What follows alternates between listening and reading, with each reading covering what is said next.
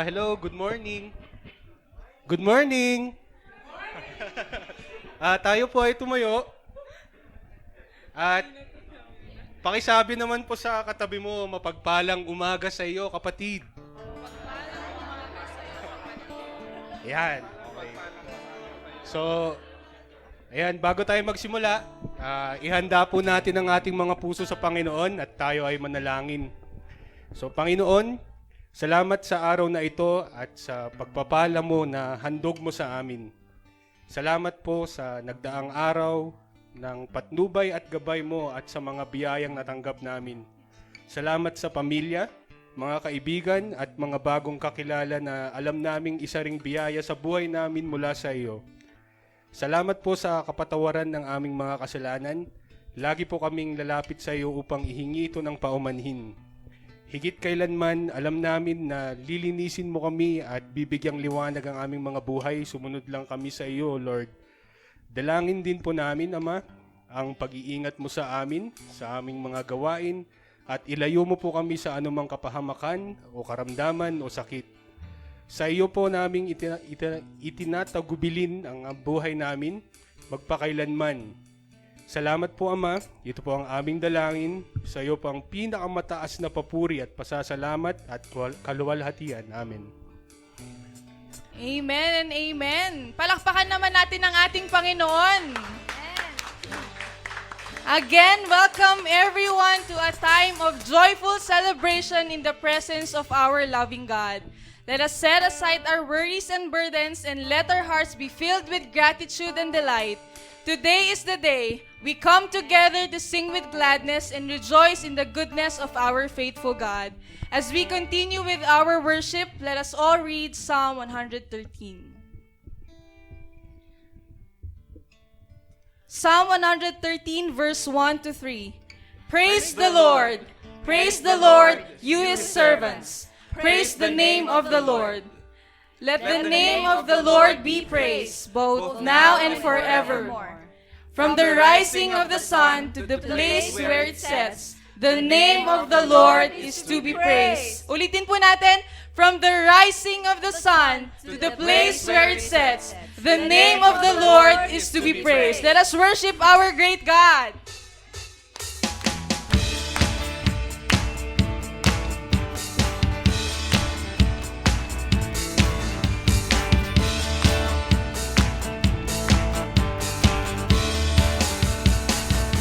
We sing.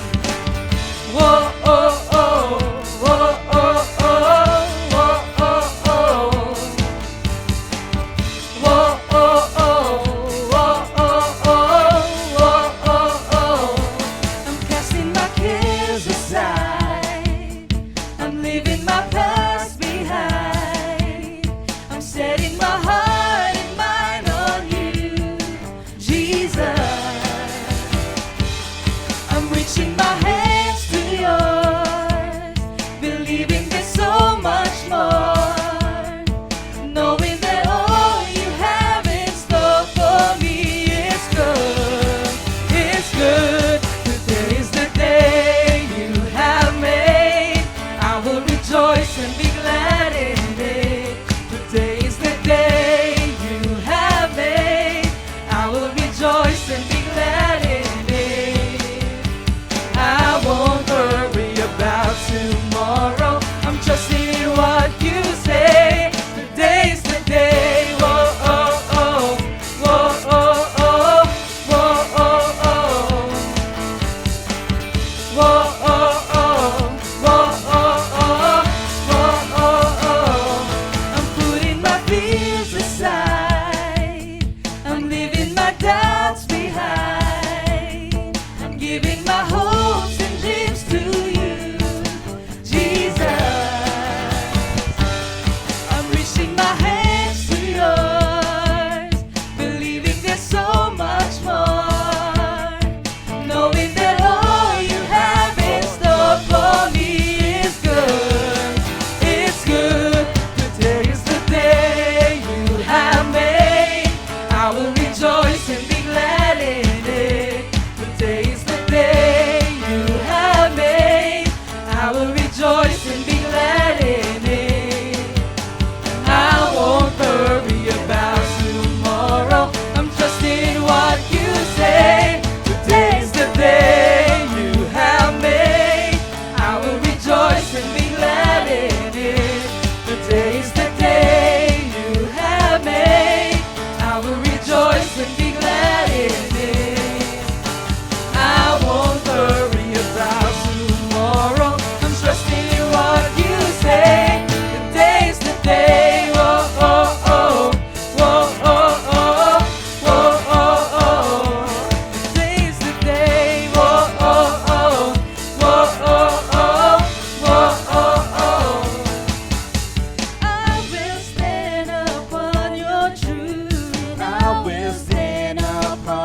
your truth. All my days I live for you.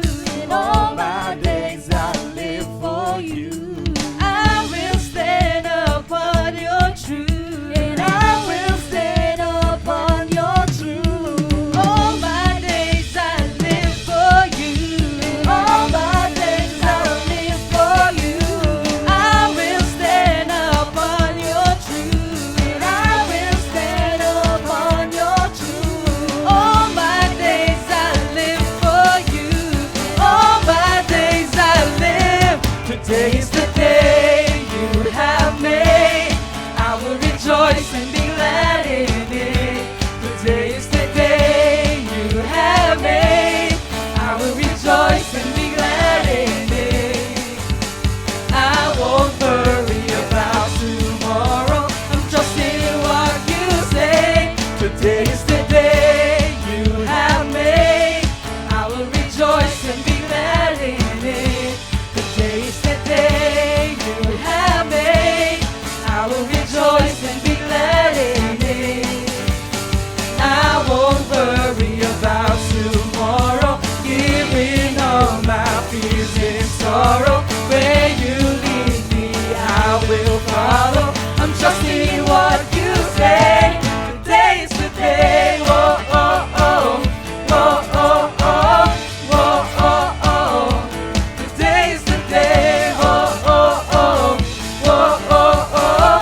Whoa, oh, oh. Today is the day. Hallelujah. We praise you, God. We praise you, God. Truly, this is the day that the Lord has made, and we will rejoice and be glad in it. In our journey, we often encounter moments of waiting and trusting God. And in my own experience, hindi siya madali. I even found myself battling with impatience, doubts, and the desire of immediate answers. May time pa nga na tinanong ko siya, Lord, bakit hindi mo pa ibigay? Nag-a-attend naman ako ng church. Nagsaserve naman po ako sa'yo. And sometimes, the path may seem uncertain or even challenging. But know that God is a faithful God. And that God's plan for you, for me, for all of us, are greater than we can imagine.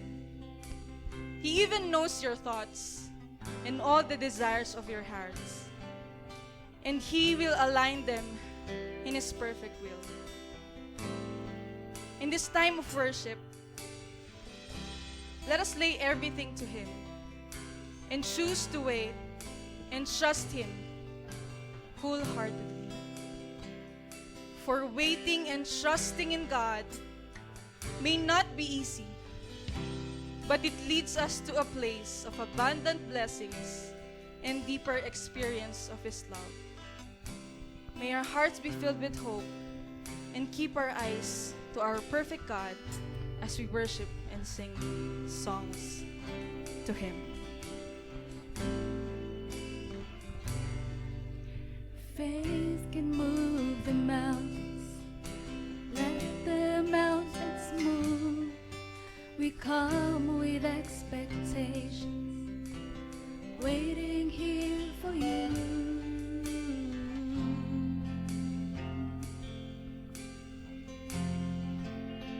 Waiting here for you.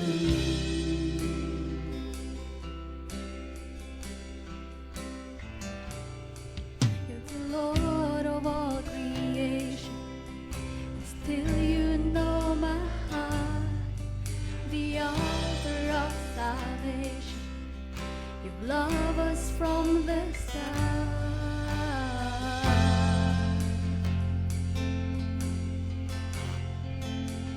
Waiting here for you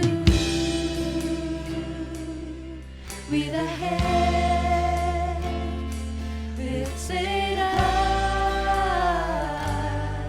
in praise and it's you we adore, singing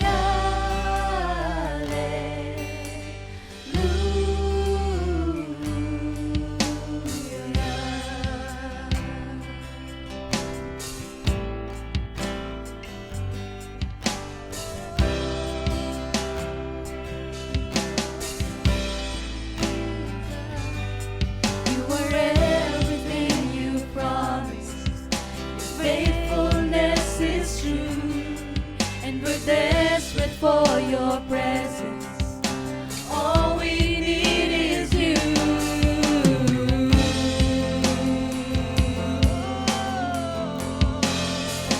Waiting here for you with our hands lifted high in praise. And it's you, Lord, we adore, singing hallelujah. Waiting here for you with our hands lifted high in praise.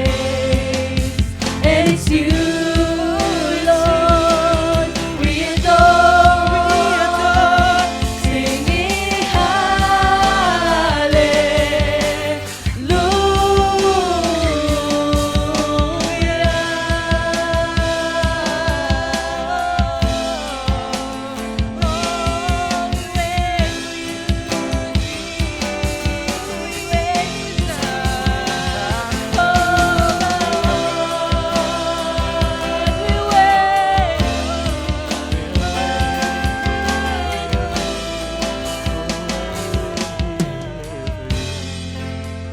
waiting here for you with a hand lifted high in praise. And it's you, we adore, singing hallelujah.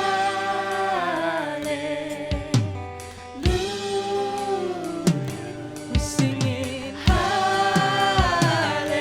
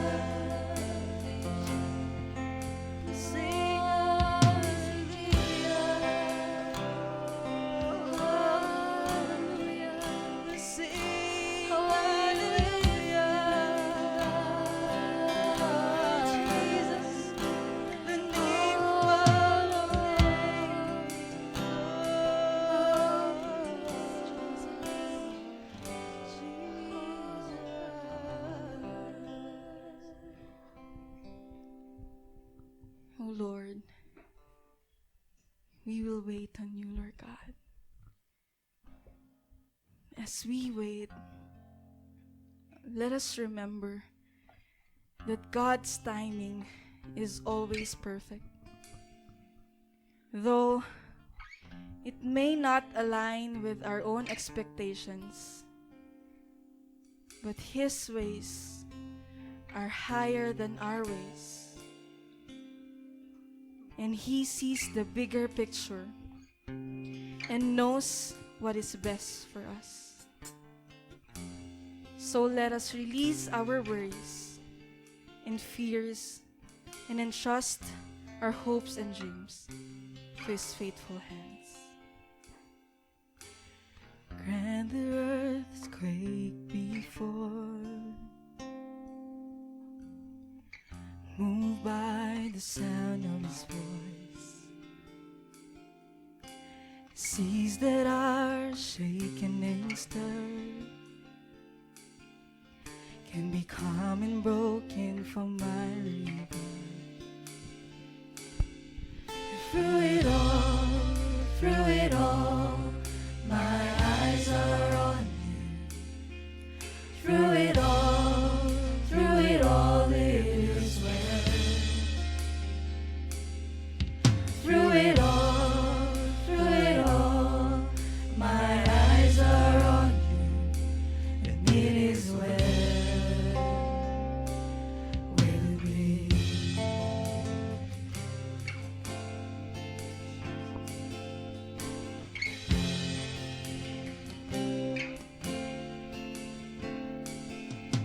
Far be it from me to not believe,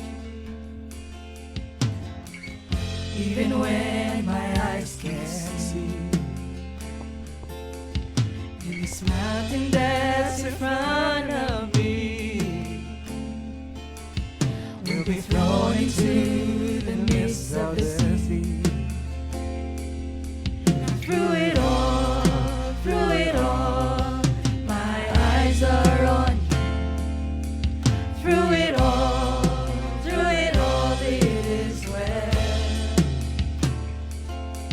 Through it all, my eyes are on you, and it is well. It is well. So let go, my soul, and trust in Him. The waves and winds still know His name.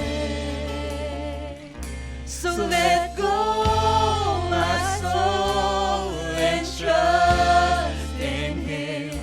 The waves and winds still know His name. The waves and winds still know His name.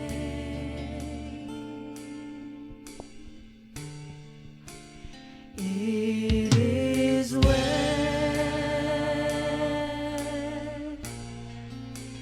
with my soul. It is well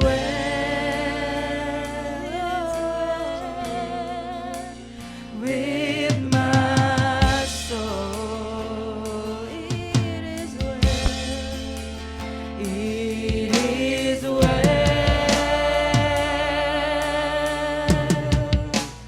with my soul. It is well.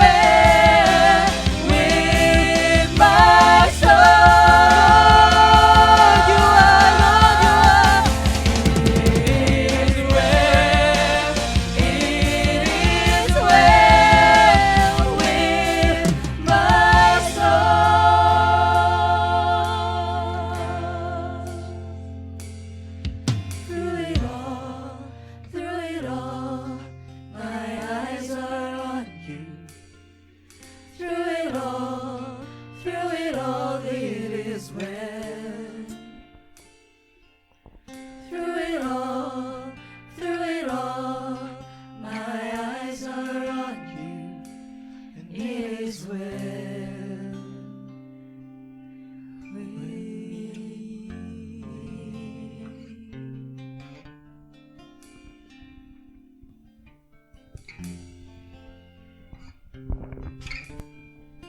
The Apostle Paul exhorted in 1 Corinthians chapter 11, verses 23 to 26. For I received from the Lord what I also pass unto you. The Lord Jesus, on the night he was betrayed, took bread, and when he had given thanks, he broke it and said, This is my body, which is for you. Do this in remembrance of me. In the same way also, he took the cup after supper, saying, This cup is the new covenant in my blood. Do this as often as you drink it in remembrance of me. For as often as you eat this bread and drink this cup, you proclaim the Lord's death until he comes. Today we partake in this symbolic bread and wine, remembering the sacrifices that Jesus has done in our lives. Today we worship God and we remember what he has done. But before we partake of these symbolic elements, let's pause for a while. Allow the Lord to seek and search us. That if there's anything unpleasing before him today, let's humbly lay it all down at his throne of grace and ask for forgiveness.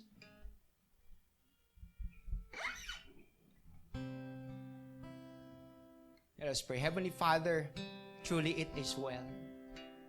We thank you for your finished work on the cross. We thank you for what you have done. We thank you for your unending and everlasting love. We thank you for grace that overflows and abounds in our life. And today, O Lord, as we partake of these elements, may we remember you, may we worship you, and may we love you. Father, if there's anything unpleasing before you, we humbly come before you and ask for forgiveness. Father, truly you deserve all the praise and all the honor. In Jesus' name we pray. Amen and amen. The ushers would be standing in front. And if you wish to partake of the communion elements, may we request you to form a single line in the middle. And as you approach the front, kindly get one, partake it, and may you return to your seats. You may begin. Faith can move the mountains. Let the mountains move. We come with expectations, waiting here for you.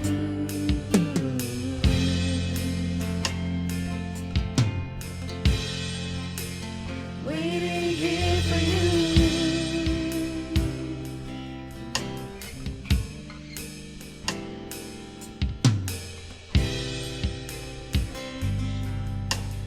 You know my heart, the author of salvation.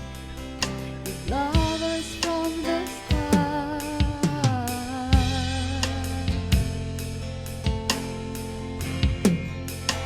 Waiting here for you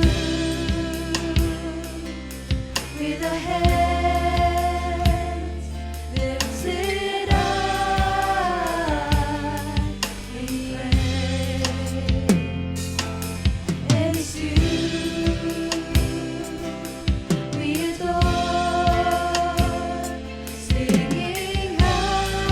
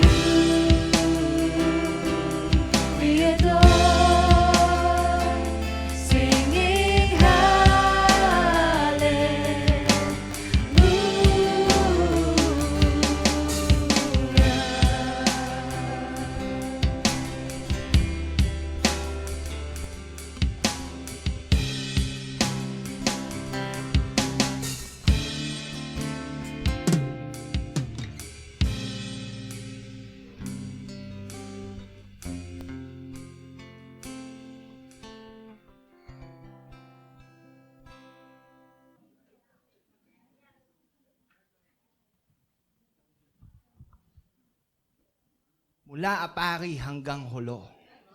Saan ka man ay halina tayo. 1,100 tuwa.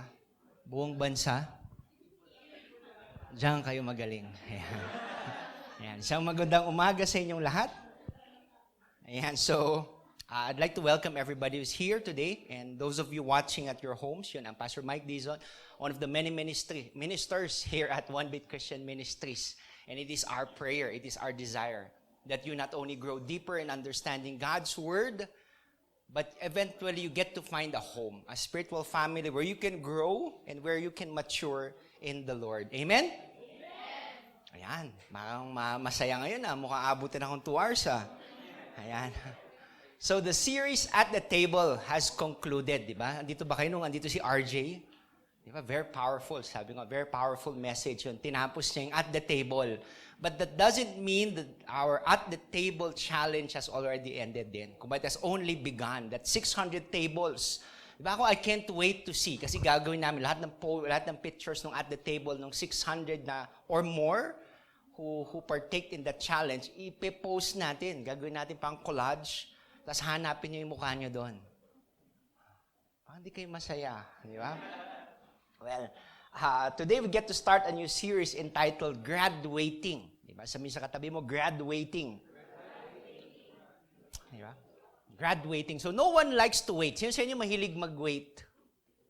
Ako yung isang weakness ko, I'm very impatient. Di lang ako impatient, very, very impatient. Pag sinabi ko, now na. Diba? So nobody wants to wait, diba? Pagdating sa grocery, kaya nga meron pang prestige, diba? Para just in case, diba? Pag walang pila doon, mas maganda. Lalo na sa parking, di ba? Sino sa inyo doesn't like to wait pag parking? Nakapasok ka na, pero yung antagal mong hintayin, lalo na yung pag nasa harapan mo, hindi pa marunong mag-drive, yung hintayin mo pa siya mag-park, kulang na lang ako, bababa na lang ako, tapos, ako na yung susi. Ako na mag-park. Di ba? Imbis na isang kuha lang, ikukunin niya mga 4, 5. Tapos titignan niya pa, diretso na. Di ba? Grabe, I don't like to wait. Amen? Gusto niyo maghintay. Di ba? No one wants to wait during a doctor's appointment. Di ba, mga med reps, can I get an amen? Ayun, di ba, grabe sila. They wait for like, kung tayo mga 1 to 2 hours naghihintay para sa doktor, sila half a day. Imagine mo, di ba, part of their work, di ba, no one wants to wait for their wife. Amen? Parang wala, takot yung mga asawa. Amen, ako lang, di ba, parang nasikuhan na sila parang hindi, sila yan. If you're waiting for a baby, di ba, minsan yung paghintay, napakatagal Di ba, yung 9 months, meron na kayong baby, pero ang tagal ng 9 months And if you haven't had a baby, tas you're married, di ba, yun yung longer. You've been married for a couple of years, di ba, kailan pa tayo magkaka-baby? No one wants to wait. No one wants to wait na matatapos na kayong sermon ni Pastor Mike. Di ba, akala ko 5 minutes lang Biglang sabi niya 2 hours, di ba? Pwede pa tayo mag-CR? Ganda ng CR ngayon kasi pwede kayo ma-exit. Di ba, hindi kayo makikita. And one of the best things we're waiting for is we're waiting for the return of Jesus. Amen? So waiting is not something we do just to get what we want. Diba? Sana ganun diba? Na we wait para lang makuha yung gusto natin. But waiting is part of God's design. Part of God's design is His delays. Ganda nun, diba? Pag-isip mo, diba? Bakit nagkakaroon ng delay? Kasi parte yun ng proseso ng pagiging Kristiyano natin. And for the whole month of June, this is what we'll be talking about, our waiting rooms, our waiting process. Taas kamay yung mga naghihintay para sa isang bagay na mangyari sa buhay nila. Diba? Wow, parang halos lahat So if you're waiting today, I want you to place your right hand sa heart mo. I want you to declare this with all your heart. I am waiting. I am trusting. I am changing, and ultimately, I am growing more and more like Jesus. Amen? The process of waiting is for us. Is for us to become mature in Christ. So today, we get to start, diba, the new series, new title. Ang dami kasi sa atin, pagdating sa waiting, master's degree na. Taas kamay, mga master's degree sa paghihintay. Yung tipong pumunta ka ng Jollibee, order ka, di ba? Order ka na, tapos di ba, yung minsan, pag madami kang order, o kaya unique yung orderin mo, sabi nung nasa cashier, Sir, are you willing to wait? Di ba? Ikaw naman, siyempre, master's degree. Yung maling tao nga, hinintay ko ng 5 taon eh. Chicken Joy pa. 15 minutes lang, go. Master's degree. Pero alam mo, meron daw may doctorate degree sa paghihintay eh. Ito mas matindi, Kevin. Yung doctorate degree sa paghihintay, matindi. Sumakay ng jeep, di ba? Manong bayad, binayaran niya, di ba?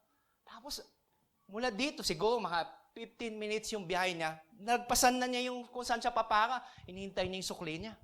Tapos biglang naalala niya, sakto pala yung binayad niya. Yun ang doctorate degree daw, di ba?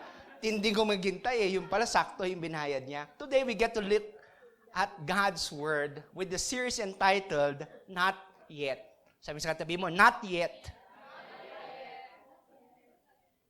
Ayan, not yet. Di ba? Sabi sa katabi, not yet. Bakit kayo not yet? Di ba? Yun ang mahirap eh, pag sinabing, not yet. I've heard that God answers prayers 3 ways. Sabi, di ba? Yun mo yung 3 ways. He says yes, and He gives it to you. He says no, tapos wala, olats, di ba? And He says, not yet. You say, when not yet, you have to wait. He didn't say no, He didn't say yes. You have to patiently wait. Alam mo sa tatlo, yung yes, maganda eh. Di ba, Eunice? Yes, maganda. Oh, wow, thank you, Lord. Yung no, okay na. At least alam mo na. Yung pinakamahirap doon, lovely, yung wait. Yung not yet. Kasi tayo, likha tayong impatient eh. Di ba? Gusto natin kaagad-agad eh. Lahat ng bagay. Kaya may mga instant, di ba? 3-in-1, instant noodles, instant boyfriend. Ay, sorry. Di ba? Instant boyfriend, just add water daw. Di ba? But today, I don't know. I don't know what season God is dealing with you today. You may be in the season of yes. You may be in the season of no. But I know today that majority of you are in the season of not yet. Pero yung magandang sagot sa not yet, ano yung sagot sa not yet? Pag sinabi ni Lord, now. Yun yung pinagpipray natin. Lord, yung not yet ko ba, now na. Yun na ba yung sinasabi mo sa akin? Anak, now. Now is your time. Today's passage is taken from Luke chapter 1, verses 5 to 25, wherein we get to read about the birth of John the Baptist foretold. Itong passage ito very unique. It's long. It's a narrative, but it's very rich in not only in story that we can learn, but also in lessons that we can apply in our life today. So allow ourselves to assess our life. Di ba sa buhay ko ba ngayon, sa journey na tinatawag kong buhay, nasan na ako? If I'm waiting today, can I wait for the Lord? Na pag sinabi niyang, not yet, okay Lord, maghihintay ako. So if you have your Bibles with you today, can I request you to open your Bibles to Luke chapter 1, verses 5 to 25. If you need a Bible, just raise your hand. Diba? We have Bibles to lend you, but don't bring it home. Diba? Matindi, nagma-my day pa kayo, diba? Free sa church, diba? Bible. Just raise your hand. Pero kung wala man, if you have your electronic Bibles, if not, you can read it on the screen. So can I invite everybody who can read and stand to please join me as we give honor to the reading of God's Word this lovely morning. So join me as we read Luke chapter 1, verses 5 to 25. In the time of Herod, king of Judea, there was a priest named Zechariah who belonged to the priestly division of Abijah. His wife, Elizabeth, was also a descendant of Aaron. Both of them were righteous in the sight of God, observing all the Lord's commands and decrees blamelessly. But they were childless because Elizabeth was not able to conceive, and they were both very old. Once when Zechariah's division was on duty, and he was serving as priest before God, he was chosen by Lot, according to the custom of the priesthood, to go into the temple of the Lord and burn incense. And when the time of the burning of incense came, all the assembled worshippers were praying outside. Then an angel of the Lord appeared to him, standing at the right side of the altar of incense. When Zechariah saw him, he was startled and was gripped with fear. But the angel said to him, "Do not be afraid, Zechariah. Your prayers have been answered. Your wife Elizabeth will bear you a son, and you are to call him John. He will be a joy and delight to you, and many will rejoice because of his birth, for he will be great in the sight of the Lord. He is never to take wine or other fermented drink, and he will be filled with the Holy Spirit even before he is born. He will bring back many of the people of Israel to the Lord their God, and he will go on before the Lord in the spirit and power of Elijah, to turn the hearts of the parents to the children and the disobedient to the wisdom, to make ready a people prepared for the Lord. Zechariah answered the angel, "How can I be sure of this? I am an old man, and my wife is well along in years." The angel said to him, "I am Gabriel. I stand in the presence of God, and I have been sent to speak to you and to tell you this good news. And now you will be silent and not be able to speak until the day this happens, because you did not believe my words, which will come true at the appointed time." Meanwhile, the people were waiting for Zechariah and wondering why he stayed so long in the temple. When he came out, he could not speak to them. They realized he had seen a vision in the temple, for he kept making signs to them, but remained unable to speak. When his time of service was completed, he returned home. After this, his wife Elizabeth became pregnant. For 5 months remained in seclusion. "The Lord has done this for me," she said. "In these days, he has shown his favor and taken away my disgrace among the people." Blessed be the reading of God's word. Join me as we pray. Heavenly Father, we thank you po sa inyong salita. Today, O Lord, may your word be personal to us. That as we declare it, O Lord, may it be life and power at the same time to us. Father, truly the grass withers, the flowers fade, but the word of God will stand forever. Be glorified, be magnified. In Jesus' name we pray. Amen and amen. You may be seated.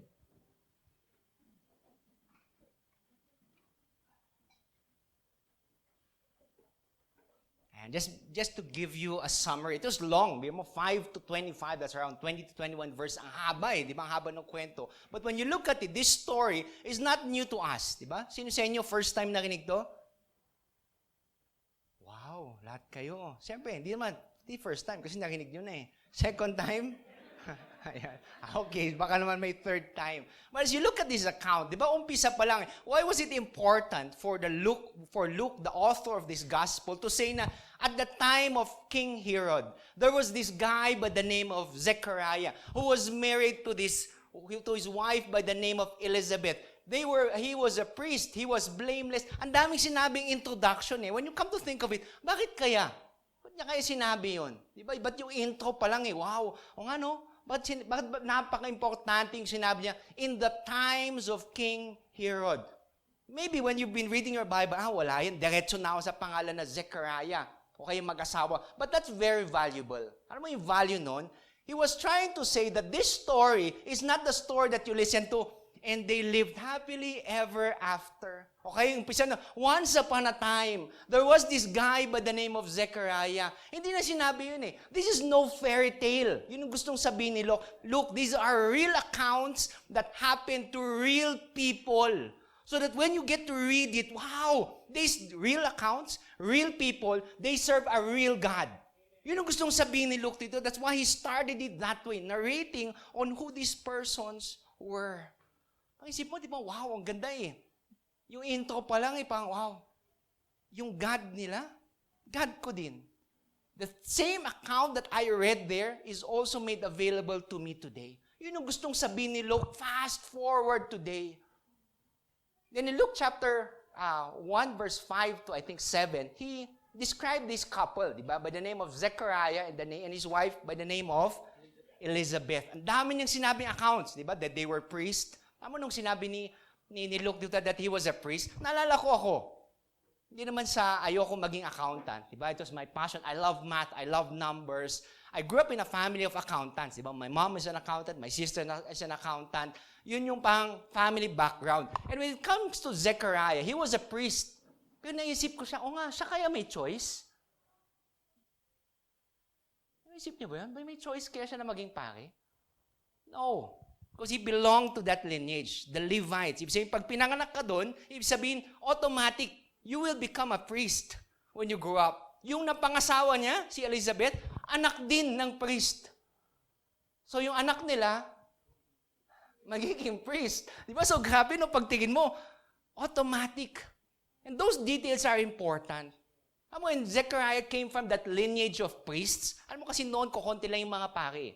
Pero this time, ang dami nila. They were like thousands. Ganon sila kadami.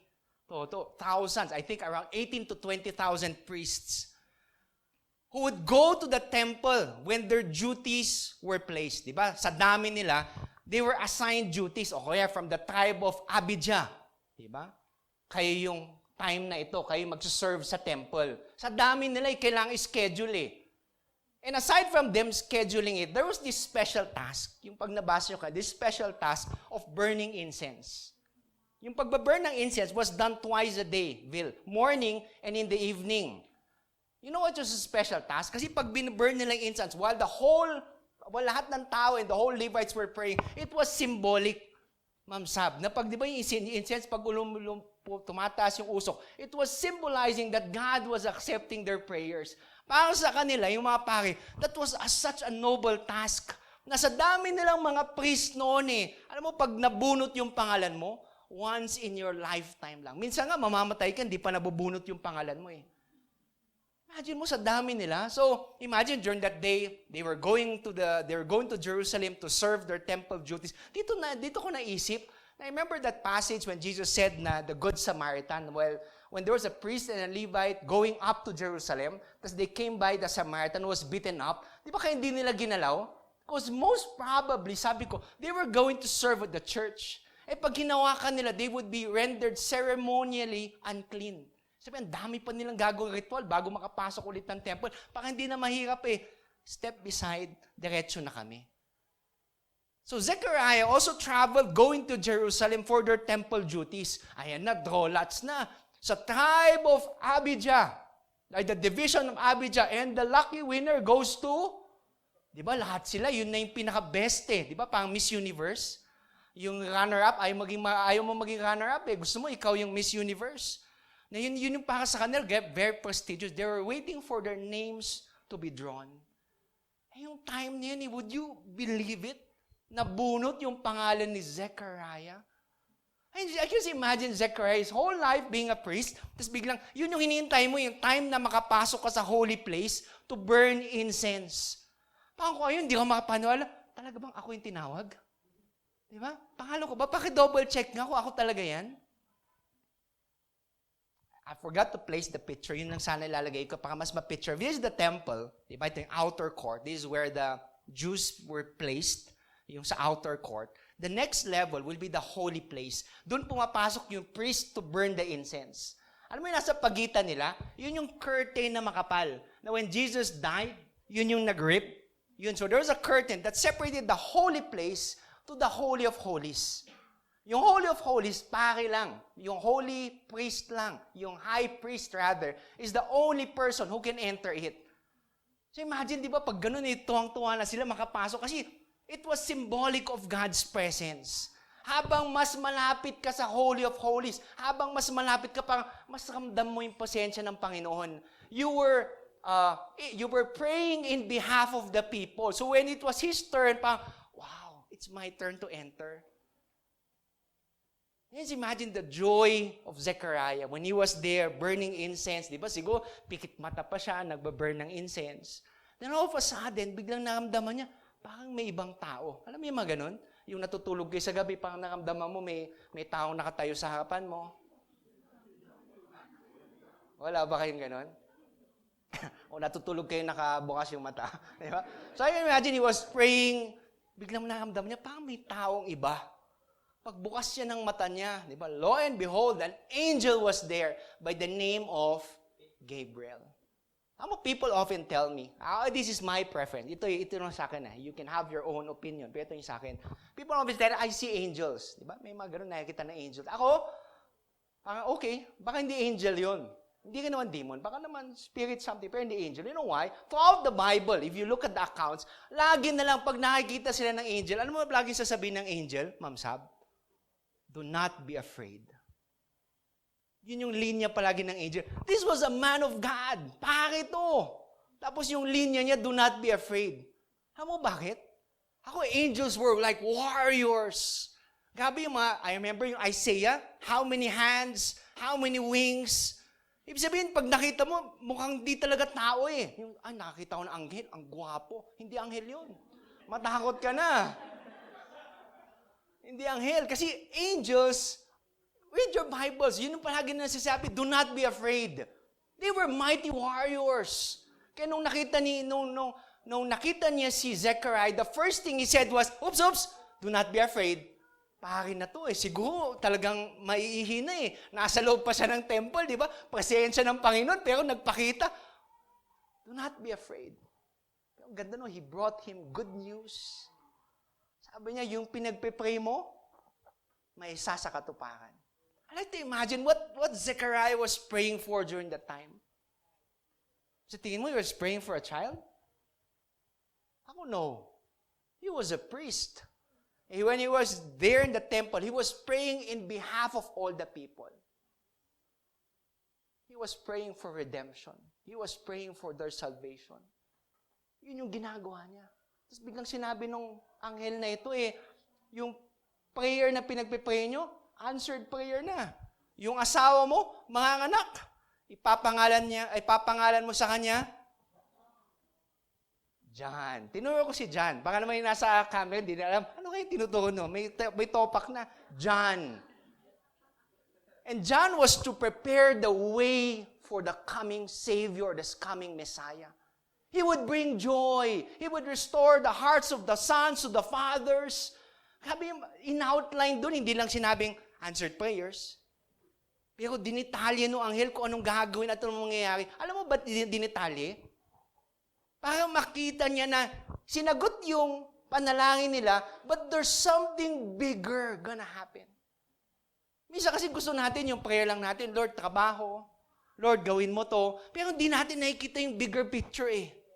Now, when we get to see the bigger picture and align our prayers towards there, doon mo makikita, kaya pala hindi sinasagot ni Lord yung prayer ko. Kasi yung prayer na yun para sa akin lang. At first, you would think na para kay Zechariah lang to at saka para sa asawa niyang si Elizabeth. But God, even beforehand, was already preparing and planning something. Kaya naman ni Lord na si John the Baptist hindi galing kay Zechariah at kay Elizabeth eh. Pwede namang isang snap, andyan na siya. But He decided to involve Elizabeth and Zechariah in His plans. Yun yung kagandahan eh. Nakala mo umikot lang doon, but there's something bigger that the Lord is planning. Yung maganda nun, nung sabi niya, answered prayers na kapatid. Ano mo sagot ni Zechariah? Uwe, sige nga, di ba? O kaya tayo, hindi mas maganda yung sa atin, Lord, give me a sign. Si Zechariah said, paano mangyayari yun? Matanda na kami. It was, parang tayo lang di ba? Hindi nyo maaminin, pero madalas ganun tayo When the Lord says answered prayers, sign nga, Lord. Tignan mo nga kung pag ito binigay mo, Lord, maniniwala na ako dyan. At oftentimes, we're like Zechariah. Without God. When God says answered prayers, parang hindi ko mapaniwala. Tignan natin. Kaya ginawa ng anghel, sabi niya, hindi mo ba kilala kung sino nakatayo sa harapan mo? Hindi mo ba kilala kung sino nagpadala sa akin? And the angel rendered Zechariah's mouth shut. Sabi, hindi siya makapagsalita. And when you burn the incense sa temple, tas yun yung hinihintay ng mga tao, hinihintay ng tao na lumabas ka sa temple. Kasi it is very possible that the mere glory and presence of God can kill you. That's why it's very important na pag pumasok sila sa temple, that they are clean, that they are holy, that they are set apart. Yun yung importance. That's why madaming ritual na kailangan gawin na sure sila. Because with the wrong heart, they enter the temple. Kaya nung si Zechariah, usually siguro mga 30 minutes, tas lumalabas siguro yung pari na. Kay Zechariah, 1 hour na. Wala pa, siguro patay na siya. Everybody was looking, tawagin na si Elizabeth. Hilahin na niya yung asawa niya, baka wala na. But all of a sudden, Zechariah came out. Yung hirap nun he wanted to explain to the people but he was mute. Hindi na siya makapagsalita eh. So, siguro sign language. Hindi nila mag-gets. 2 words, sabi nila. Hindi nila gets eh. So, to imagine, pag ganito, he received a vision from the Lord. So, after his temple duties, they went home. God fulfilled his promise. Elizabeth was pregnant, and during that time, she secluded herself with these words. Ito yung gustong-gustong words eh. The Lord has done this for me. Acknowledging na ito, hindi ko naman kaya eh. Pero ito, galing kay Lord to. In these days, He has shown His favor and taken away my disgrace among the people. I'm looking at this story, parang, bakit not yet? Di ba? Pag-isipin mo, bakit not yet? How if you look at the story, everybody was waiting. Zechariah was waiting for a son. Elizabeth, towards the end, was still waiting. 5 months, waiting pa rin yun. The people were waiting outside the temple. Everybody in this story was waiting. Ano maganda dito? God said, hindi lang not yet. He said, now. And in this story, what can we pick up? Di ba? Anong pwede natin pick up dito? Parang hindi naman ito pwede mangyari sa atin. Di ba? Pwede ba? Nga si Toto ngayon magbaburn ng incense. Di ba? Pwede bang ganun? What can we learn from this story? Sabi mo, Pastor, these are true-to-life stories that we can apply in our life today. So today, allow me to leave you 3 words or 3 seasons that we get to experience in our life today. Ayan, the first season is called Our Waiting. Sabi sa katabi mo, Our Waiting. Oh. Uy, grabe iba, waiting, sabi niya. Diba? Halata. We all want good things to happen in our life. Amen? But oftentimes, and most of the time, we want it now. Diba lahat gusto natin now. If it doesn't happen now, parang ikaw pang magagalit eh. Kaya palagi natin tinatanong eh, when, Lord? Diba? Taas kamay, mga Ilocano. Oh, diba? When, Lord? Dapat yung when, Lord nyo, Ilocano style, di ba? Yes, Lord. When, Lord? Dapat gano'n, hindi mo tinatanong, Lord, kailan? And oftentimes, we like to ask when. But during those times of when, Lord, He's doing something in our life. Yun hindi natin na-appreciate eh. Now, we like to focus on that question, kailan? Bakit ang tagal? Eh for Zechariah, imagine mo, di ba, they were praying for a son, siguro, di ba, pag mag-asawa kayo, first year, Lord, bigyan mo kami ng bouncing baby boy. Second year, di ba, na-delay lang. Sige, Lord, baka kailangan mo na namin mag-ipon. May bahay na kayo, may kwarto na, may crib. Lahat na naihanda nyo eh. May health plan na, insurance ng bata. Di ba, yung mga kalaro ng bata mo, matatanda na. Lord, kailan yung anak? They were old. Di ba, there's a point in your life that when you've been praying for something, parang wala na eh. Yung pinagpipray mo, wala na yung puso. Sige, Lord, yung gusto mo magkatrabaho, pero after 5 years, oh Lord, trabaho naman. Pero hindi na ganun yung gigil nung first time mo nagpray ng trabaho. I mean, this time of waiting, God is teaching us something. You know, minsan hindi natin nakikita, gusto kasi agad-agad eh. Pero pagdating kay Lord eh, ako, perfect palagi yung timing niya eh. Pag tinan ko, how does your prayers sound today? Lord siya. Diba? Lord ito. Ganun ba mga prayers natin ngayon? But when was the last time you longed for God's will in your life? When was the last time you longed for His kingdom to come upon your life? Yun, hindi na natin pinagpipray eh. Na Lord, yung plano ko at saka plano mo, dapat straight eh. Dapat magkatugma eh. Na hindi babaluktot yung plano mo. Kung may babaluktot, plano ko. Yun yung hindi natin kayang gawin. Yun yung napakahirap. And at times when we pray to God, tapos, sige na nga, bigger things, sabi ni Pastor, pag pray ko, hindi mo namamalayan, nagsusurface yung totoong gusto mo.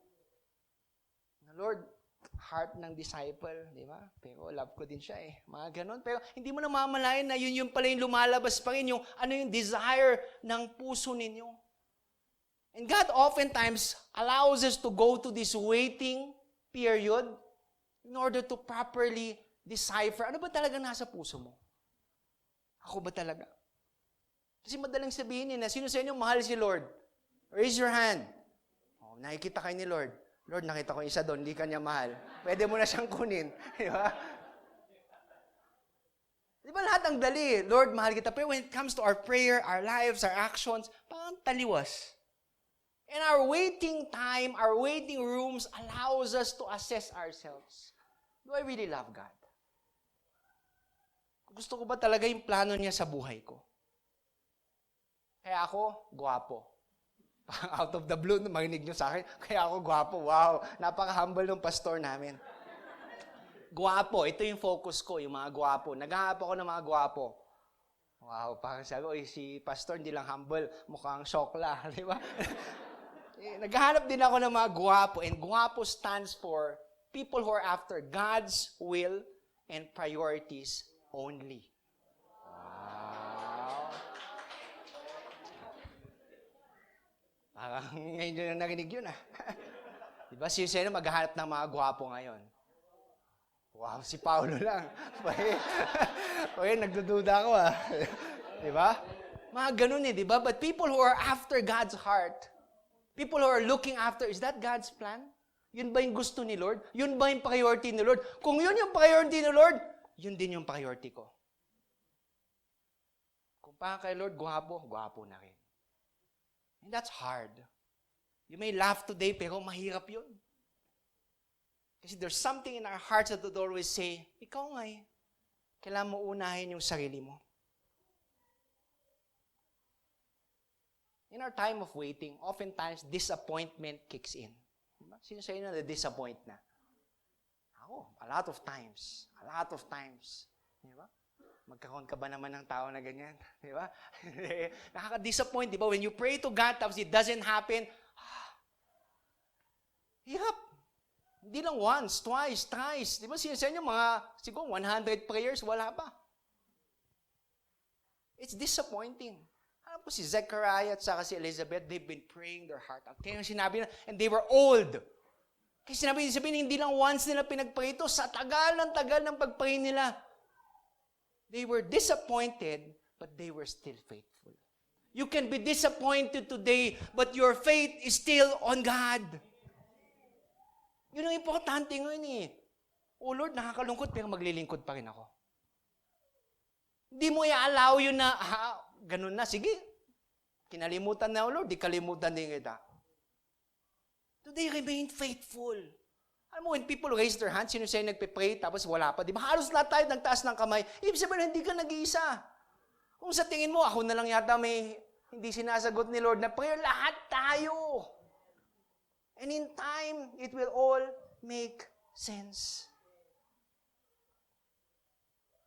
So today, be faithful. Be faithful to where God has called you. At the end of the day, this is the most important thing, di ba? Be faithful to God. Yun ang gusto ni Lord, that as we focus on our prayer items, ano sa pagiging faithful mo, mapapalitan Ano mo bakit yung focus mo? Hindi na yung prayer items mo Yung focus mo na, si Lord. Hindi mo napapansin Kaya bakit tinatanggal niya? Kasi mali O kaya, anak, hindi pa yun yung timing But today, be faithful. Henry Nouwen went on to say, waiting time is not wasting time. Ganda. Waiting patiently in expectation is the foundation of the spiritual life. How long can you wait? 1 year, 2 years, 3 years, 4 years, 5 years, 10 years, 20 years? Ano mahirap, di ba? Habang lumalaki pag meron kayong mga bata, siya may mga anak, mga 4 or 5 years old, di ba para sa kanila, walang pagkakaiba yung no tsaka not yet? Pag sinabi mong no, pag sinabi mong not yet, parang sa kanila, no din lang Parang hindi mo gets. Pero pag tanda natin, alam natin yung difference, di ba? Pag sinabi ni Lord, no, okay. Pag sinabi ni Lord, not yet, okay, wait. Pero iba sa atin, hindi pa rin alam yung pagkakaiba Pag sinabi ni Lord, not yet, gagalit pa rin tayo You know why? During this waiting room experience, when God asks you to wait, He is building inside of you a character that He desires. Alam mo, pagdating kay Lord, timing is crucial eh. Yung gusto nyo, napaka-importante sa Kanya yung timing eh. He wants everything to happen just when you need it the most. Pagdating kay Lord, ayaw niyang nauna ka, ayaw niyang nahuhuli ka. Gusto niya, you're in the middle. You're in the center of where He wants you to be. He wants perfect timing in your marriage. He wants perfect timing in your career, in your education, in your retirement, in everything that you do. He wants it perfectly done. The question is, how are we responding to these waiting rooms? When God tells us to wait, ano yung reaction natin? Lahat naman tayo naghihintay eh. Yung iba lang maling paghintay, iba tamang paghintay. Yung gusto ni Lord, yung tama yung paghintay mo. Yun yung dinidesire niya. And in our waiting rooms, it is inevitable. Lahat tayo magdadaan doon. Kumusta tayo sa paghihintay? Lumalabas ba yung totoong pananampalataya? Faith comes out when we wait correctly for God. Sabi ko kanina, alam mo yung sagot sa not yet? Yung sasabihin ni Lord, now. And this is what the Lord desires now. The Lord is reminding us that in our time of waiting, let's wait with perseverance and patience. Yung piyang mahirap eh. Yung maghihintay ka pero nagdadabog ka. Di ba? Ayaw mo yun. Parang, ano ba yun? Naghintay pa eh. Di ba, Lord, kunin mo na. But when you wait patiently for God, ibig sabihin, alam ko, Lord, mali yung timing ko. Tama yung sa'yo. When you wait with perseverance, ibig sabihin, magpapatuloy ako. That's something I would constantly do. In our waiting moments, kaya nga tinawag daw na waiting process, God wants us to change. Yung mahirap doon pag walang nangyari, naghintay ka na, wala pang nangyari. Ibig sabihin nun, masahaba yung paghihintay mo. The hardest part is when you look at the news, when you open your Facebook, your news feed, di ba parang walang pag-asa yung mundo eh. Baka ang dami nangyayari eh. Nakaka-discourage. Correct? We see people not changing. We see people's priorities begin to change. We see people who focus more on themselves. And oftentimes we say, Gabi, worth it pa ba yung wait? Should I continuously persevere towards the Lord? But God says yes. God says, wait patiently for Him and persevere till the end. So the first thing, our waiting. Next thing, God's working.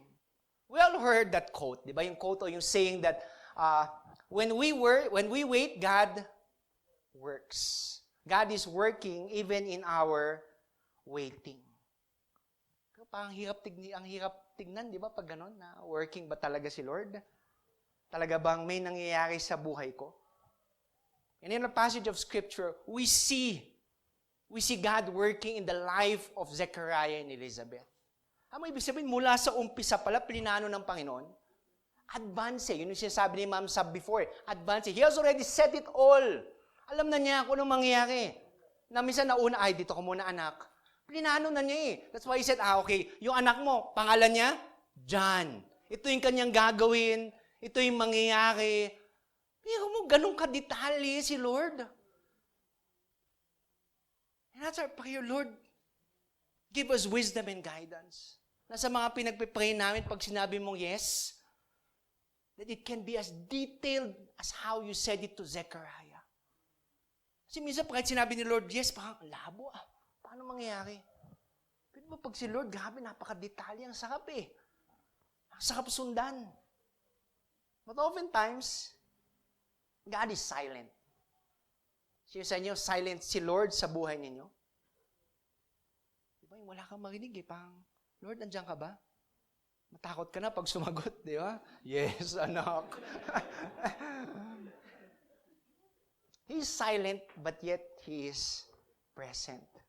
Is it possible to continue to trust and obey God even when it seems that He is silent? Hindi ko nasabi kanina. Old Testament, Ito yung Old Testament. The last book of the Old Testament is the book of Malachi. The first book of the New Testament is the book of Matthew. In between those accounts, Old Testament towards the New Testament, it was 400 plus years of silence. There was no prophet, there was no priest, nobody knew what was happening. People were just waiting. 400 plus years, lovely. Andiyan pa ba si Lord? Di ba? Kayo nga 2 years give up na. Ito 400 years. 400 years. Imagine mo, 400 years. People were waiting for a sign. Were waiting for that promised Messiah in the Old Testament. Walang sagot. Then all of a sudden, in the New Testament, God said, now na. Now na. He was silent, but He was present. He was making things happen, even if we didn't see it. Di ba? Minsan kasi gusto natin talagang kumikilos Yung talaga, uy, si Lord yan. Yung galaw niya, si Lord yan. Pero paano yung mga times na parang walang nangyayari? You think He's not moving? He is. And He's continuously moving in our lives even today. If you ever seen a blind person, or a person who is deaf, yung lalo na yung bata, di ba, never nila nakita yung magulang nila, never nilang narinig yung boses ng magulang nila.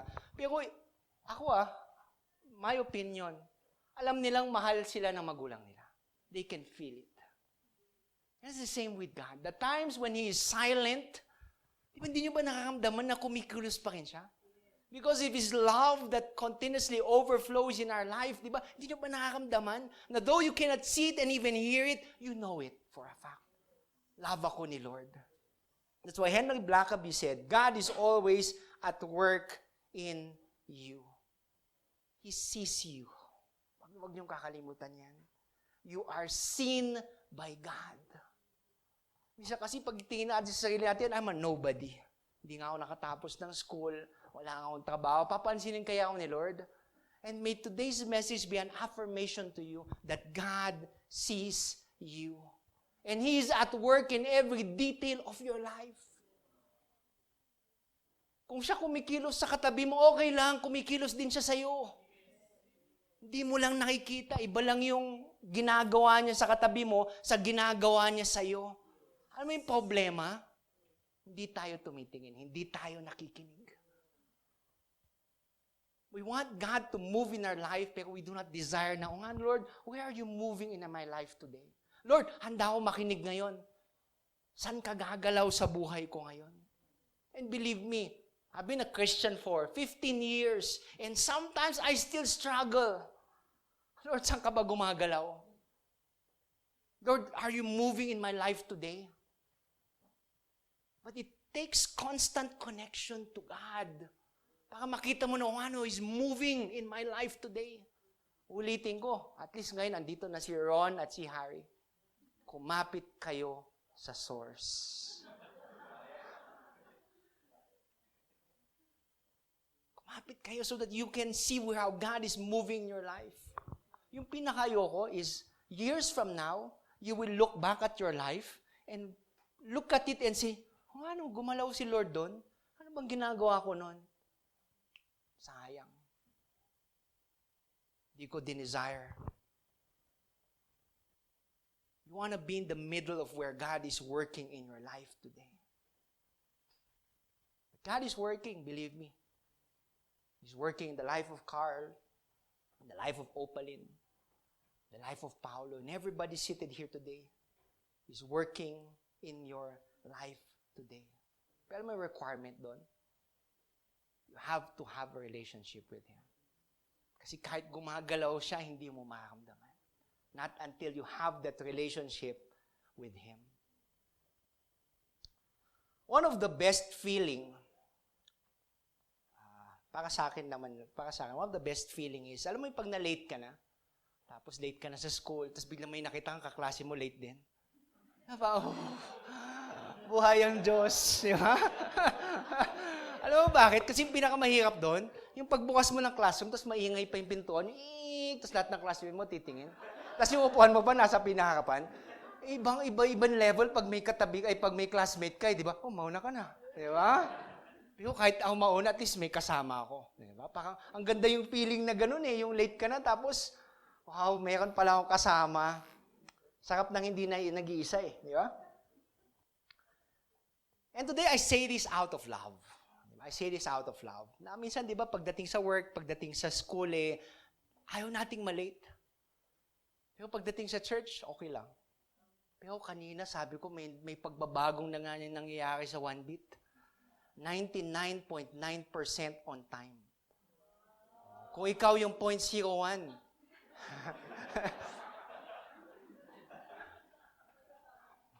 may kasama ka. But something I love about God is that He is never late. Sa tingin mo lang, pero never siya late. He is constantly at work in your life today. So ask yourself, God, what are you doing in my life today? Open my eyes to see how you are moving in my life. So alam niyo yung sagot sa not yet? Yung sagot doon, now. The Lord is reminding us that in God's working, let's trust and be hopeful. Trust means believing two things, that God is powerful and that God loves you. Yung sabihin ng tiwala. He is powerful enough to do the impossible, and at the same time, He is loving and caring to know when to give it to you. Yung hirap yung magtiwala ka na, yes Lord, alam ko, yun yung para sa akin. And to be hopeful, kung hindi man ngayon, alam ko darating yung panahon. Timing is very important to God. Na minsan, it's the right thing, but the wrong timing. Kala natin, Lord, tama naman Tama naman yung pinagpipray ko Pero sasabihin ni Lord, wrong timing, anak. Wait, not yet. Until He says, now. Yun yung maganda when He says, now. We spend our life searching for hope. But when we are surrounded with silence, we struggle with the reality that God is our hope. May today's message be a reminder. Nandiyan yung mga prayer requests, nandiyan yung mga hopes and dreams natin, di ba? But aside from those things, di ba, dapat alam mo yung pag-asa mo talaga, yung hope mo, nilalagay mo kay Kristo Yun yung pinaka-importante ngayon. That regardless of what happens in your life, you would remain faithful. You would place your hope and trust in Him. So how can you rely on the hope you have in Christ today? So lastly, not only our waiting, not only God's working, but our worship. Ano ba napaka-importante yung worship? Because worship opens our eyes towards what God is doing. Yun yung value ng worship That it aligns you to where God wants you to be. In a passage of Scripture towards the end, in verse 23 to 25, yun yung ganda Na despite, alam mo, nandiyan na yung blessing, minsan yung mahirap We've been waiting for the longest time, binigay ni Lord, tas biglang, we forget about God. Yun yung kadalasan yun yung tao di ba? Kaya minsan, si Lord, sige, mag-wait ka ulit para maalala mo, para alam mo na, hindi yung focus mo yung panalangin mo, pero yung focus mo, ako. Yun yung desire ni Lord That we not only focus on the provision, but rather we focus on the provider. Kasi yung provision naubos pero yung provider, hindi maubos yun. Yun yung gabi, Lord. And God wants us to have the same heart as He has. Yung gusto ni Lord, alignment. And this happens during our worship. See, Elizabeth, her worship was to seclude herself to remember God and to pray. Minsan yung tawag dun waiting worship. Our waiting worship can be in the form of tears. Hindi mo ma-express Hindi mo alam kung pasasalamat, yung halo-halo na lahat. Pero you know that when you cry, God knows it. Siya nakakaintindi. Waiting worship can be in the form of remembrance. Katulad ng ginawa ni Elizabeth. Lord, I remember. Yung mga natamasa ko ngayon, ikaw ang may dahilan. Waiting worship can be perseverance to move forward. Waiting worship can be a cry to God.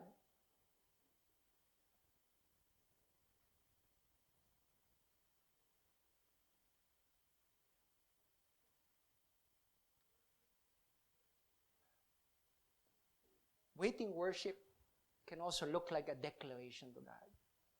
Declaring who He is in your life. That He is the same yesterday, today, and forever. That the same God that Moses, Isaac, Jacob served is the same God that we serve today. Elizabeth worshiped God. Ano mahirap kay Elizabeth? Di ba ilang taon siyang walang anak? Kasi during the time of Jesus, during the time of Zechariah, pag wala kang anak, it was a form of disgrace. It was a form of shame. Kasi one of the greatest blessings that God can give a couple was for them to bear a child. Imagine to, wala silang anak eh. Sabihin doon, disgrace, there was shame in their family. Pag tingin mo, grabe, ilang taon niya kailangang pagdaanin yung lalabas. Ay, grabe. Diba? Parang ilang taon na, wala pa silang anak, siguro may kasalanan sila. Ay, grabe, nagsisilbi pa sila sa church, tapos ganun sila. Imagine the shame, the guilt, and everything that she had to go through. Pero alam mo, hindi nakalimutan ni Elizabeth.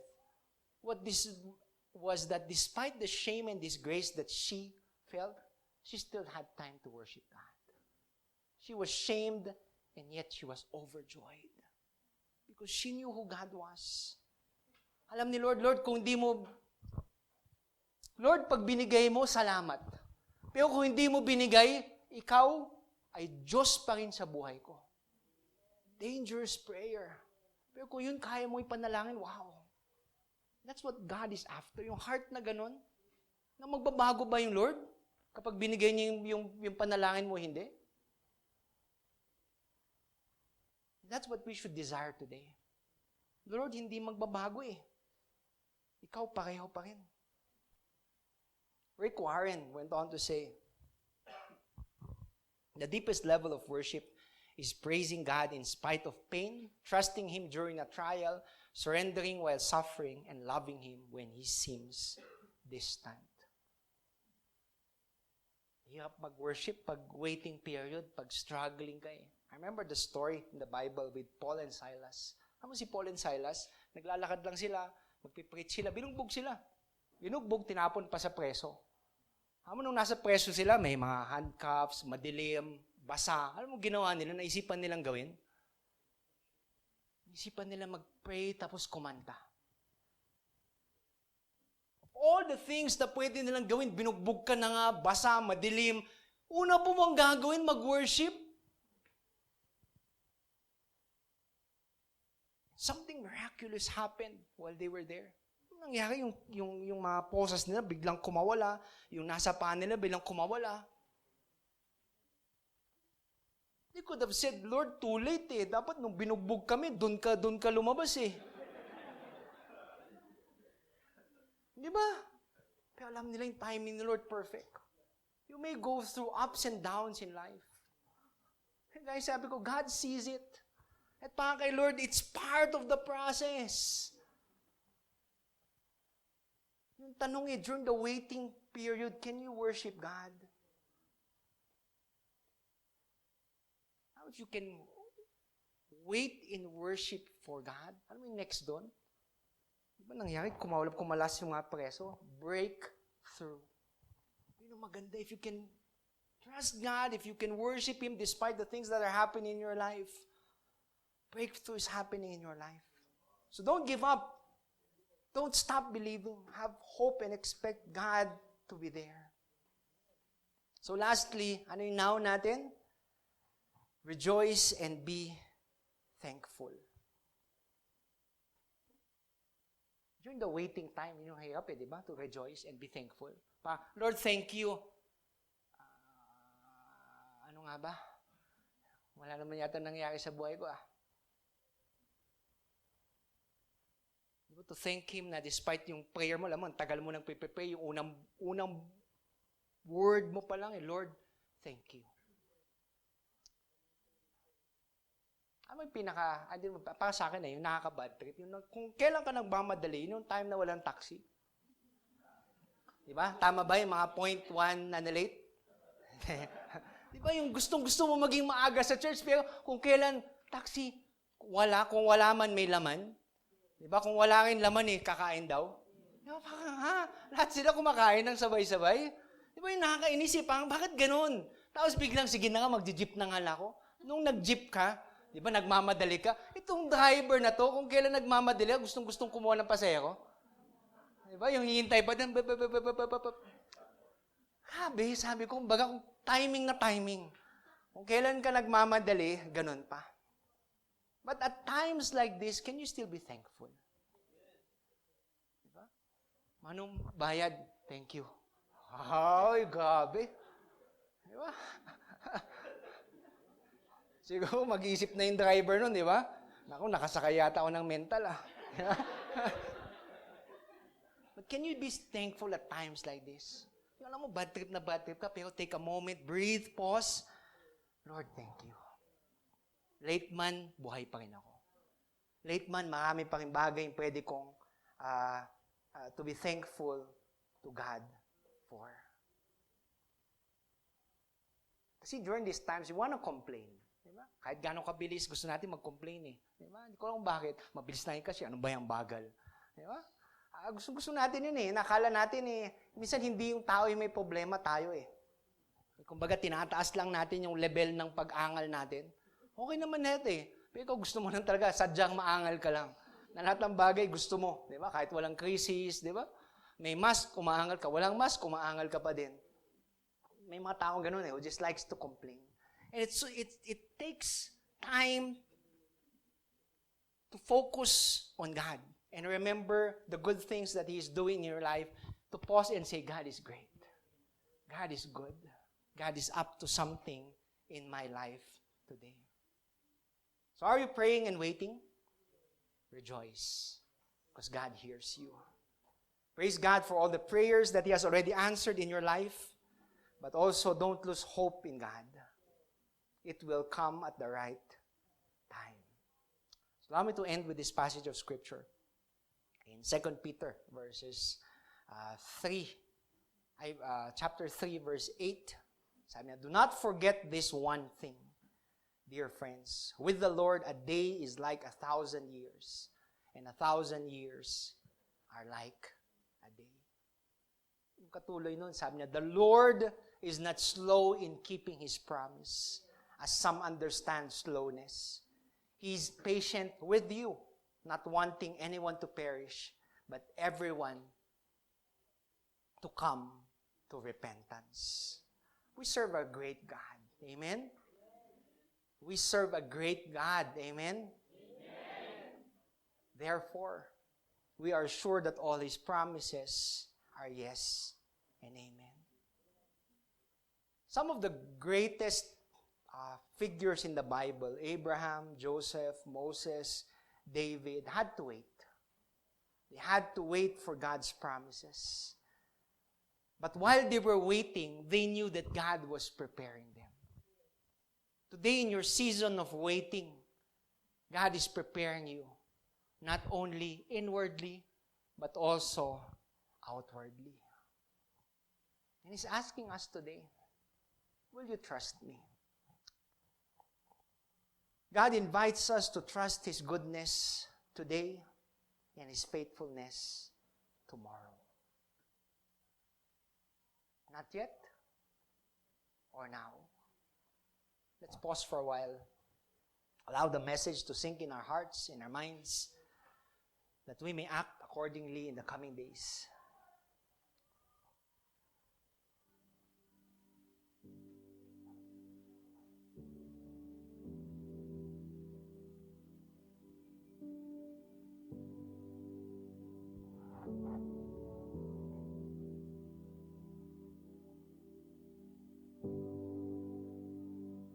Not yet.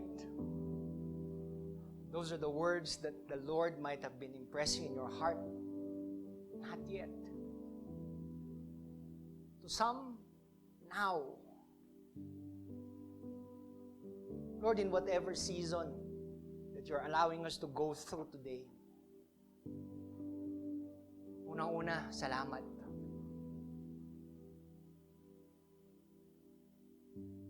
Dahil alam namin kasama namin kayo. Not only in the yes, not only in the no, but also in the not yets that are happening in our life.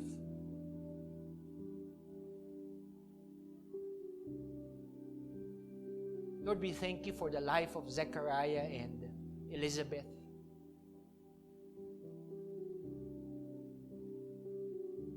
A reminder that in our waiting room, we should not only wait, but we should patiently wait and persevere.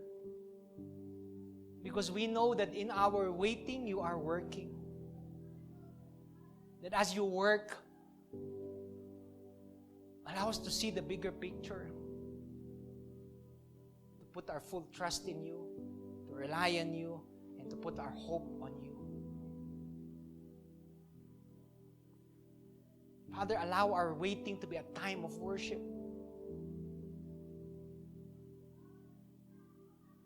A time to rejoice and be thankful.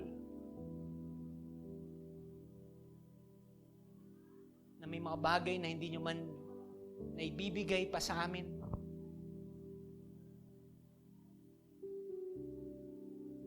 We thank you, Lord, na pwedeng these things are a protection towards us, that your delays are actually answered prayers.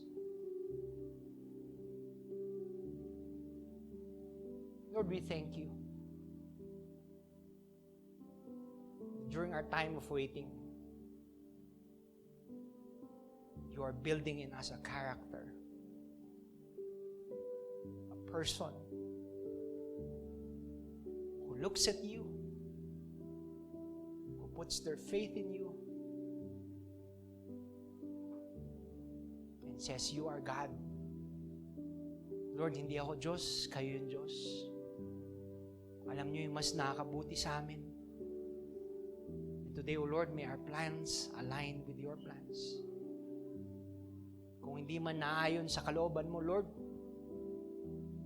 allow us to accept it and to realign ourselves. Lord, may we see the bigger picture. Na patuloy kayong kumikilos. Bagamat di namin nakikita. Lord, you are constantly at work in our life. Father, we honor you. We thank you in this short time that we have together. May the words that we have heard today be applied in our lives. May people that we come across throughout the whole week and the next coming days, may we share to them the good news that truly Jesus has come, that the long wait is over. Thank you, Jesus. We love you, we adore you. In Jesus' name we pray. Amen and amen. Let's give the Lord the loudest clap offering. If we believe.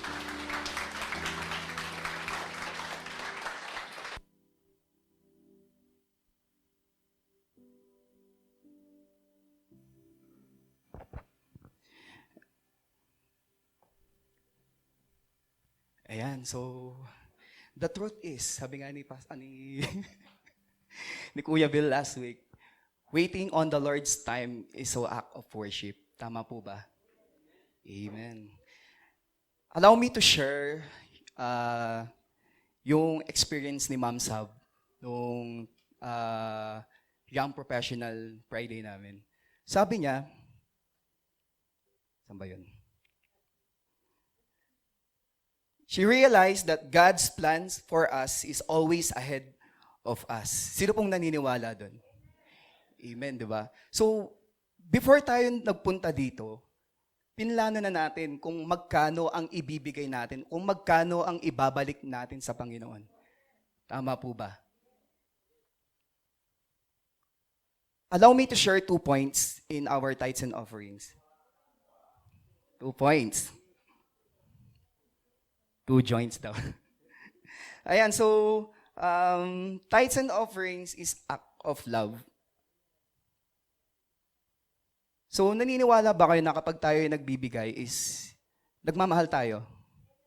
Binabalik natin yung pagmamahal kay Lord. 'Di ba? Generosity is an expression of love. God is the ultimate picture of generosity. Mula pa nung una, si God ay unang nagbigay na sa atin sa pamamagitan ni Jesus. Tama po. Ayan, so as act of tithes and offering, we should return the kung ano yung binigay ni Lord sa atin. So, we expect that kapag nagbigay tayo, 10 beses or hindi pa ang ibabalik ni Lord. Pag taos puso or galing dito sa puso mo. Kasi nga, nagmamahal ka. Second point is, naniniwala ba kayo na through tithes and offerings, we are seeking the kingdom of God? In Matthew chapter 6 verse 33, but seek first the kingdom of God and His righteousness, and all these things will be added to you. Diba? So, sa atin, likas na yung may ano tayo may pag-aalinlangan or may takot. Diba? Parang challenge natin na magkano ang ibibigay natin. Paano tayo magbibigay kung wala tayong ibibigay? But remember that Jesus Christ says that if we seek first the kingdom of God, we can trust God that will give us everything we need. Tama po ba? Ayan, so what we are expressing to this tithes and offering is that we already plan yung ibibigay natin kay Lord.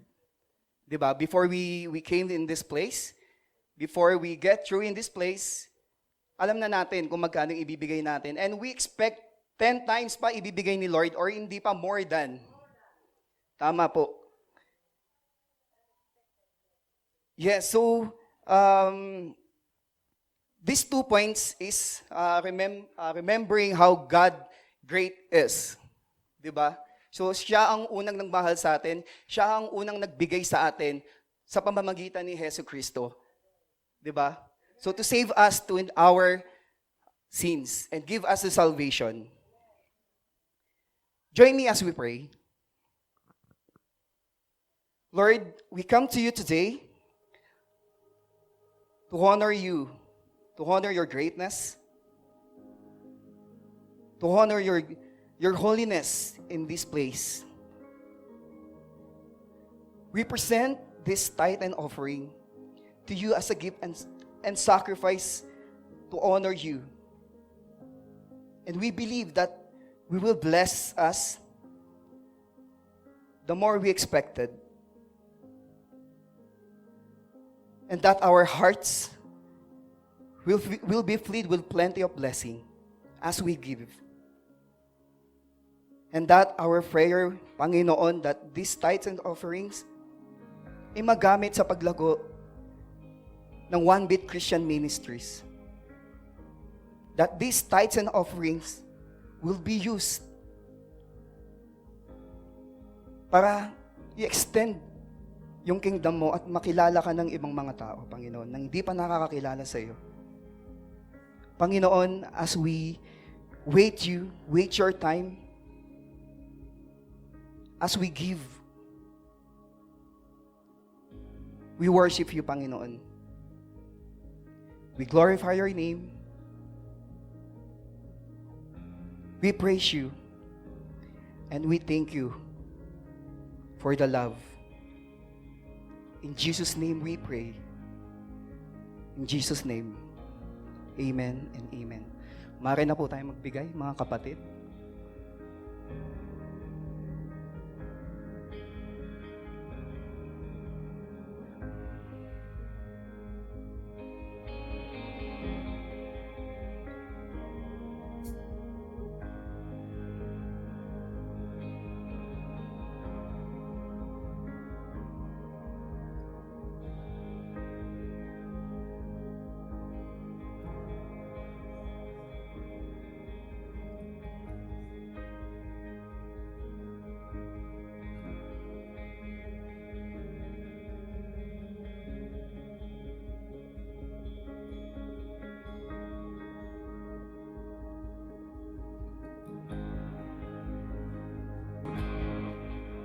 Good morning po.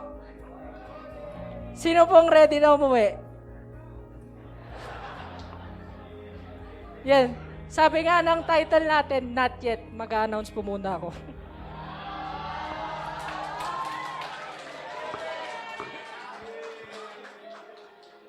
First announcements po, yan.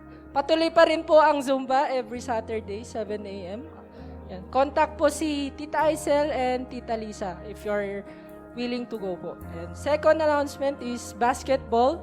For men's po, approach Kuya Maya and Kuya PJ and Kuya Vil po if you want to join us po.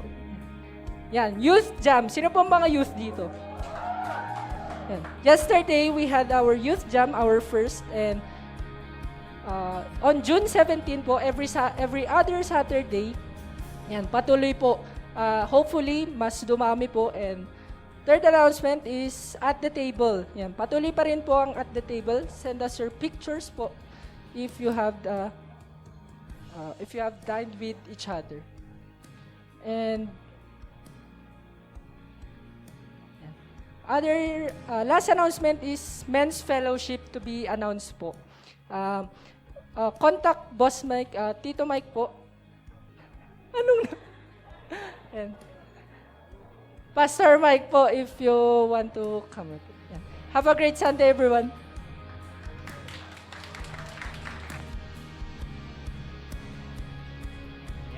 Ayan, who's ready to go home? Not yet, di ba? So, one more announcement, yun, every Friday from 6 o'clock onwards, yung the young professionals ng church gather yan, to meet and just fellowship yun. Every Friday yun, 6.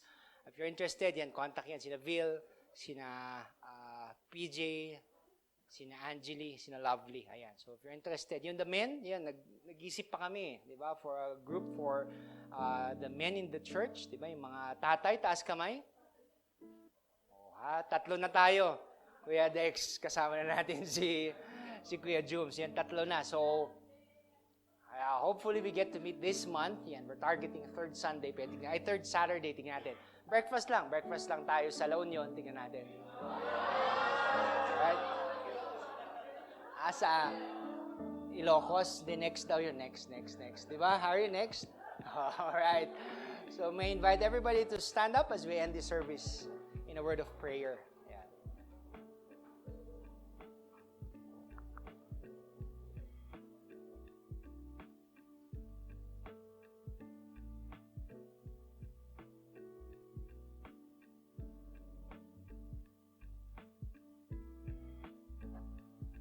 I am loved. I am a child of God. Let's raise our hands to the heavens and just declare His glory, that truly He is God over our life. Let's pray. Heavenly Father, we thank you for your word. We thank you for today's message. Truly, O Lord, we thank you that you are in control of everything that happens. And today we thank you for not only your yes, your no, but also for your not yet. I pray that the love of God, the abounding grace of His Son Jesus, and the constant fellowship of the Holy Spirit be with you all. Go in peace to love and serve the Lord. And all of God's children would say, Amen and amen. God bless, keep safe, and see you next Sunday.